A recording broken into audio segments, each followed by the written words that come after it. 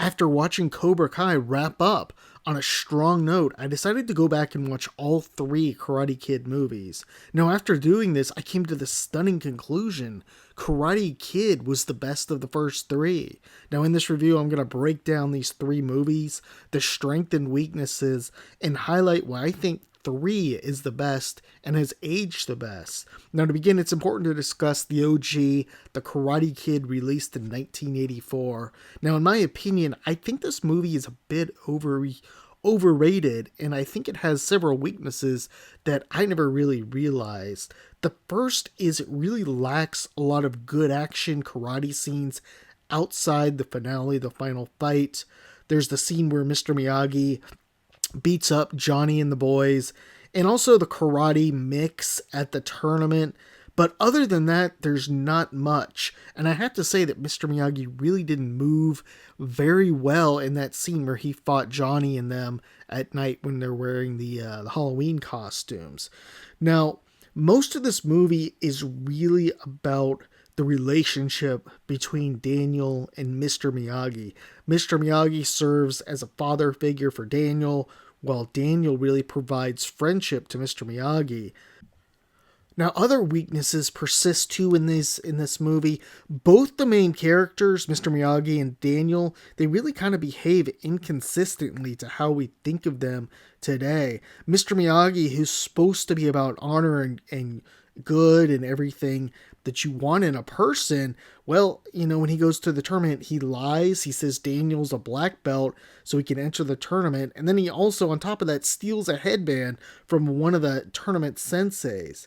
Now, Daniel is presented throughout the movies and really Cobra Kai as this small bullied kid who learned karate and used it to defend himself. That theme is very present in Cobra Kai with people like Hawk. But his actions in this movie show he's not really completely innocent. For one, if you think to the bathroom scene at the dance, he pours water on Johnny. He pours a hose over the stall when he's in the toilet stall. I think he's smoking a joint when he's in there. That doesn't really sound like someone who's completely innocent. That sounds like two teenagers kind of pranking one another. Now, on the beach, something else happened.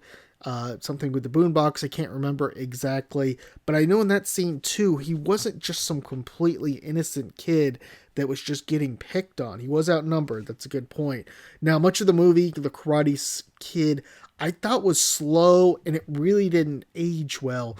In addition to this, one of the main villains from Cobra Kai, John Kreese, who's really presented as the quintessential bad guy, he really has very little presence in the movie. There's a couple scenes in the dojo, there's of course the tournament, but he really doesn't have a lot of speaking parts in this movie. Terry Silver, I thought, was a much better bad guy, which we'll discuss in just a minute.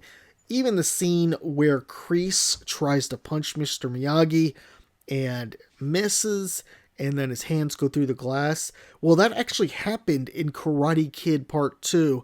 Now, it is possible that they somehow redid this, remade the movies so that scene was actually in the first one, but rewatching them now, you watch all of Karate Kid 1, that scene is not actually in there at the end. That's how Karate Kid 2 starts.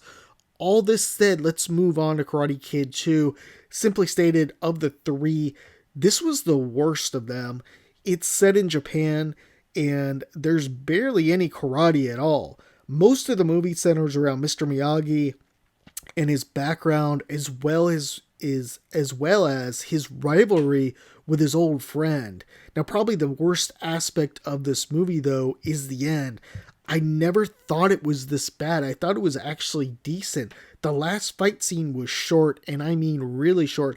I wasn't even sure if it was going to come or they were going to do it because I kept looking at the watch time on Netflix and it was like 15 minutes left and I was like, are they going to get to this scene or not? Finally it came at the dance. Chosen flies in, or King, well, not really flies, but he comes down a rope and he wants to fight Daniel to the death, essentially. There's really no suspense. There's no build up. Mr. Miyagi kind of looks at him and says, "This for real," but that doesn't really, that doesn't land well. Now, Chosen knocks out Daniel's love interest, and after a few months, or after a few minutes, Daniel wins the match.